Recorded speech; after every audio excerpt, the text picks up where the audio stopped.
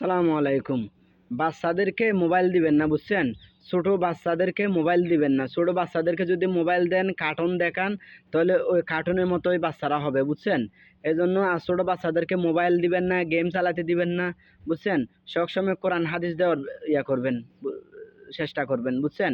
আর যে ছেলে মেয়েদেরকে যদি মোবাইল দেন বা কার্টুন দেন, তাহলে ওই ছেলে মেয়ে কিন্তু ওই কার্টুনের মতোই হবে, বুঝছেন? যদি ওই কার্টুনে যেরকম দূরে দূরে গুলি করে মারে, ওই বাচ্চারাও কিন্তু ওইরকম করবে।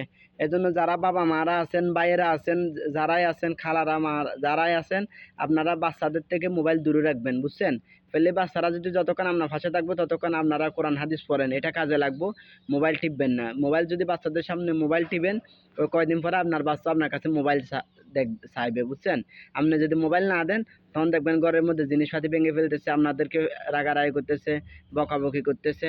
এজন্য যারা বাবা মারা আছেন, বাচ্চাদের থেকে মোবাইল দূরে রাখবেন এবং কোরআন হাদিস দেওয়ার ব্যবস্থা করবেন, বুঝছেন? যদি কোরআন হাদিস যদি না দেন, ওই ছেলে মেয়ে কিন্তু ফালতু হয়ে যাবে, বুঝছেন? বেয়াদব হয়ে যাবে। মোবাইল দিলে বেয়াদব হয়ে যাবে, প্রেম করবে, সম্পর্ক করবে, টিকটক চালাবে, এটা করবে, ওইটা করবে, পরে কিশোর গ্যাংয়ে যোগ দিবে, বুঝছেন? এজন্য যারা বাবা মারা আছেন, বাচ্চাদের থেকে মোবাইল দূরে রাখবেন, বাচ্চাদেরকে মোবাইল দিবেন না, কোরআন হাদিস শিক্ষা দিবেন।